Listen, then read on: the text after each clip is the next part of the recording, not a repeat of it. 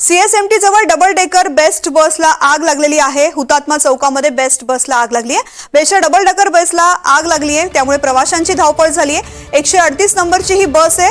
धुराचे लोट पाहायला मिळतात। प्रवाशांनी जीव मुठीमध्ये घेऊन बसमधून पळ काढलेला आहे। ज्यावेळेस या बसला आग लागली, आगीवर नियंत्रण मिळवण्यात अग्निशमन दलाला यश आलेलं आहे। सीएसएमटी जवळ ही घटना घडलेली आहे। डबल डेकर बसला अचानक आग लागली आणि आग लागल्यानंतर प्रवाशांनी मात्र या बसमधून लगेचच काढता पाय घेतला। हुतात्मा चौकामध्ये बेस्ट बसला आग लागलेली होती, त्या ठिकाणीच बस थांबवण्यात आली आणि प्रवाशांना खाली उतरवण्यात आलं। संपूर्ण बसला आग लागल्यानंतर प्रवाशांची मात्र पळापळ झाली। अक्षय कुडकेलवार माझे सहकारी या संदर्भातली माहिती देतात। अक्षय, नेमकं काय घडलं या ठिकाणी आणि सगळे प्रवासी सुखरूप आहेत का?